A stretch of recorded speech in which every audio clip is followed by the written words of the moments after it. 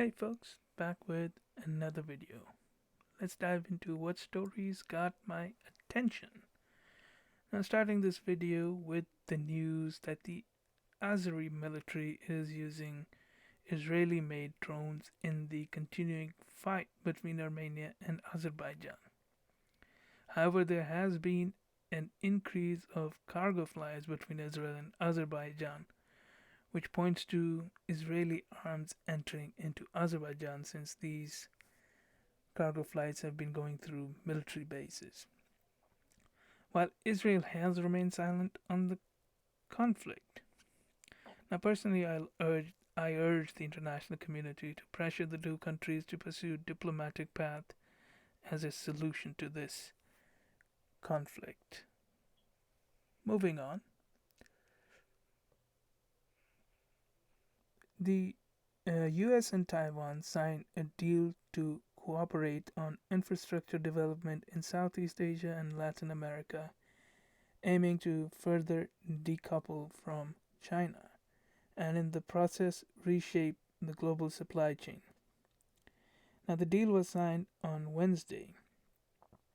While the deal's primary aim is to diversify supply chain, but this deal will give Taiwan opportunity to diplomatically influence countries that recognize Beijing rather than Taipei.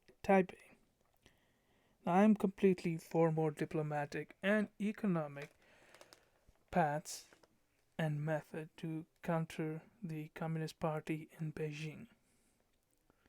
This path is the most effective, and hopefully in the process we can raise the living standards of the people and create a more secure and diverse supply chain. Moving on, another peace deal that I had talked about in one of the old videos in past, where I had talked about the president of Lebanon who had hinted of having talks with Israel. Now it seems Lebanon and Israel have agreed to a framework for a US mediated talks on their border disputes, both on land and sea. Now this is a good first step for the countries and the region at large. Hopefully the two countries take the time to hash out the issue. Now this has taken 3 years for the US State Department to get to this point. While I think that Washington will try to push the countries to make a quick deal, which I think keeps both countries to not drag their feet. However, I do believe that diplomacy does need time, as evidenced by the fact that it took them 3 years to get here. All I can say is good luck and Godspeed. Moving on, the Belarus opposition leader has embarked on a risky move to gin up international support for her cause. Or maybe it is the Belarus's uh, demonstrators' cause, which is not quite clear. Now, Tikhanovskaya has met with the French President Emmanuel Macron this week and is now set to meet the German Chancellor Angela Merkel. Now, while Russia and Belarus will try to paint her moves as European meddling, I believe the European leaders are cognizant of the fact, and that's why I believe Tikhanovskaya should aim to present herself as the voice of the protesters.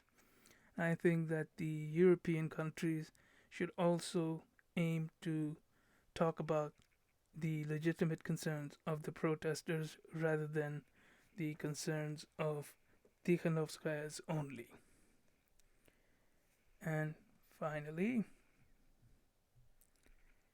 a high level Rwandan genocide suspect, Felicien Kabuga, aged 84, can now be handed over to the United Nations Tribunal for trial, according to the top French court ruling on 30th September. Now, the 84-year-old had been caught outside Paris in May of this year. Now, all I hope that there is a fair trial of Kabuga and that at the end justice prevails.